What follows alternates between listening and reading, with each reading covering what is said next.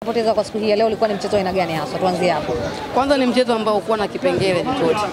Hujasikia habari za mabouncer, hujasikia habari za mbuzi, sio wazee. Ni mechi ambayo imekuwa na utulivu mkubwa kwa maana nje ya uwanja, lakini namna gani ambavyo tumezitazama dakika 90 kwa timu zote mbili. Kitu ambacho nimekiona kwa Simba bado ni timu kubwa mbele ya Young Africans, hususan kipindi cha kwanza. Simba kipindi cha kwanza amemiliki mpira, lakini alikosa utulivu wa kuweza kuthibitisha hiyo level kwamba yeye ni mkubwa. Ametengeneza nafasi nyingi sana, lakini uzuri wa Simba hivi sasa imekomaa kwenye namna ya kiuchezaji, ni tofauti na Young Africans. Na ndio maana hata kabla dakika 45 kipindi cha kwanza kijatamatika, tayari kocha wa Young Africans kwa maana Yanga Princess alishawaamsha wachezaji wawili waingie, lakini baadaye akawasimamisha kabla ya kipindi cha kwanza kutamatika. Lakini tumekuja kipindi cha pili, kitu ambacho nimekiona ni namna ambavyo kocha Hegmalema ameweza kufanya substitution ambazo zimekuja kuwa na manufaa kwa upande wake. Utulivu wa kutosha kwenye mazingira ambayo Simba muda mwingi amecheza mpira, lakini kitu pekee ambacho nimekipenda kwa Yanga Princess ni uimara wa kuweza kuzuia hiyo mianya ambayo ingewafanya Simba waweze kupata matokeo chanya. Wamecheza mpira muda mwingi kwenye eneo lao, lakini uwezo ama utulivu wa kutosha kwenye namna ya kuzuia mpira, lakini baada ya kupata bao uliona namna ambayo waliongeza utulivu kwenye maeneo yao ya kiulinzi, lakini namna ambavyo walikuwa wanatoka kwa malengo. Kuna wakati ulikuwa unaona wanatoka lakini hawajisahau majukumu yao kama wachezaji. Kwa Simba utawaraumu kutokana na makosa ambayo amekuwa nayo, hususan kipindi cha kwanza ametengeneza nafasi nyingi sana, lakini wakaoshindwa kuweza kudhibitisha daraja la ubora walionao kwa maana mchezaji mmoja mmoja. Kwa hiyo kwangu mimi nafikiri mechi imeenda kuamuliwa na ubora wa mchezaji mmoja mmoja, lakini utulivu kwenye mazingira tatanishi, kwa maana pale ambapo una mpira kitu gani ambacho unakifanya, nini ambacho unakifanya ukiwa una mpira. Yanga walikuwa nakupa hiyo end product kwenye vipindi vyote. Kipindi cha kwanza walijua Simba atakuja kwa tempo ya hali ya juu kutaka kushambulia wapate matokeo, lakini walichokifanya ni kuziba zile mianya ambayo ingewafanya Simba waweze kupata matokeo. Kipindi cha pili wanarudi kipindi cha kwanza tu, yani kwa maana kipindi cha pili dakika za mwanzoni wakaweza kupata bao. Baada ya kupata bao unaona ile hali ya kujiamini tayari ilikuwa ni kubwa kwa upande wao. Sasa walichokuwa wanakifanya ni kuwaonyesha kwamba Simba bado tuna wachezaji ambao wanaweza kupishana na nyie na bado mkashindwa kufanya kile ambacho mlikuwa mkifanya. Kwa hiyo kwa Simba nafikiri walikuwa na nyakati nzuri, lakini Yanga Princess walikuwa na nyakati nzuri zaidi. Unafikiri Simba kutokupata bao katika kipindi cha kwanza, kujiamini kwao zaidi ndio kulisababisha hali hiyo? Ya kwanza kilichowafanya washindwe kupata bao ni kushindwa kutumia zile nafasi ambazo walikuwa nazo kwa maana ya utulivu. Wamefika mara nyingi kwenye lango la Yanga, lakini utulivu wa kuweza kuthibitisha tunaweza kuwafunga magoli kwenye mazingira yote wakashindwa kufanya hivyo. Baada ya hapo unatazama Yanga waliendelea kuimarika, lakini muda mwingi wakiwa na kuonyesha kwamba tumekuja kukuheshimu Simba ni wakubwa, lakini bado kwa aina wachezaji ambao tuko nao tunaweza tukaimili pressure ya Simba na bado tukapata tunachokihitaji. Wanaenda kipindi cha kwanza wakiwa hawajapoteza ama hawajafungwa bao, wanarudi kipindi cha pili sababu za haraka haraka, Simba akiwa bado anatafakari namna gani ya kupenya kwenye ngome ya kwa maana Yanga Princess tayari wakawa wamefunga bao.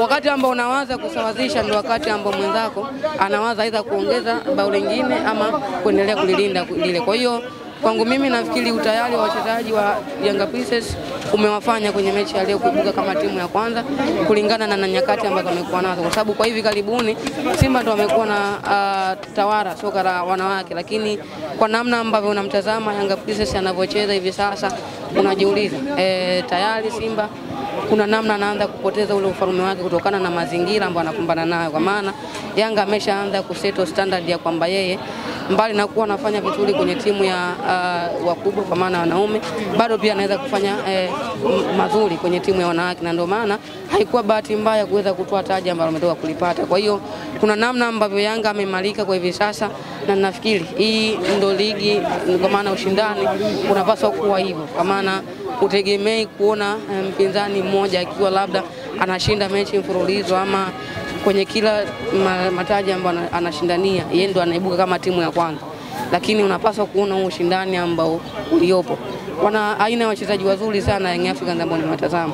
Hata goli ambalo limefungwa linahitaji utayari wa mchezaji kwenye namna ya kujua kwamba ni nyakati gani ambazo zinapaswa kuthibitisha mimi ni mchezaji wa level gani.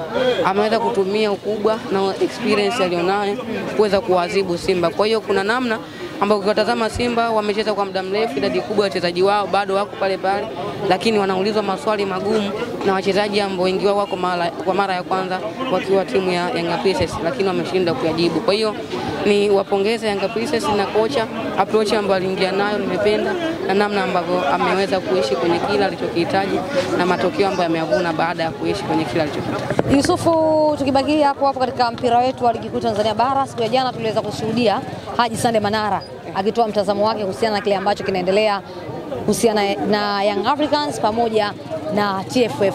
Kwako busara zako ziko wapi kwa hiki ambacho kinaendelea kwa sasa? Kwangu mimi binafsi namuelewa Haji Manara na waelewa TFF, na kila mmoja atakayezungumza kuhusu hili binafsi namuelewa, kwa sababu kuna namna ambavyo kila mtu anafikiri na anahisi kila anachokiongea ni sawa, lakini ukija kwenye namna ambayo ukitazama tukio lenyewe, binafsi ukiwatazama TFF, Simba wenyewe, Young Africans, kwangu wote wana makosa, kwa sababu kwa kile ambacho kilitokea, kwanza walipaswa kutumia zaidi busara, kwa sababu tayari wote walikuwa na makosa. Walipaswa kutumia busara ya kukaa na kuangalia wapi ambapo wamekosea na kitu gani ambacho wanaweza kukifanya ambacho kinaweza kuwa na manufaa kwa upande wao. Yanga sehemu ambayo ameshikilia ni kuhitaji alama 3 kutokana na kanuni ambazo zilivyo, lakini ukija kuwauliza swali tu kwamba tunaamini alama 3 zinatolewa baada ya marefali kuhusika kwenye mchezo, kwa maana hapo uwanjani, lakini pia hata kamishna wa mchezo na viongozi wengine kuhusika na kuonyesha kwamba kwa kuwa wahusika ama wapinzani ambao mpaswa kucheza nao hawajawasili, basi mpira umeisha na mnapaswa kunufaika na 1, 2, 3 kama ambavyo ilitokea kwenye mechi dhidi ya National Hall na Zamalek, kwa sababu marefali tayari walikuwepo uwanjani, lakini kwa Yanga hawakuwepo. Lakini ukirudi kwa TFF, wanapopishana na Young Africans hadi kufika saa 6, saa 5, kupitia afisa habari wa TFF Kalimbo Imanda alithibitisha kwamba mechi iko pale pale na watu waendelee kununua tiketi, waendelee kuingia uwanjani.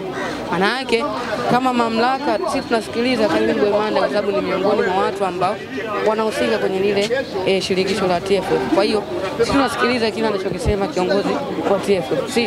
Inatokea hata hivi sasa kinachozungumzwa na Yanga, angalia amezungumza Elsasi, amezungumza Alishabani Kamwe, amezungumza Alafat Ali. Sisi tutayabeba yale ambayo amezungumza, kwa sababu tunaamini ni sehemu ya familia. Kwa hiyo kuna namna ambavyo wanashare mawazo ama wanashare kila ambacho kinakuja kwa Allah,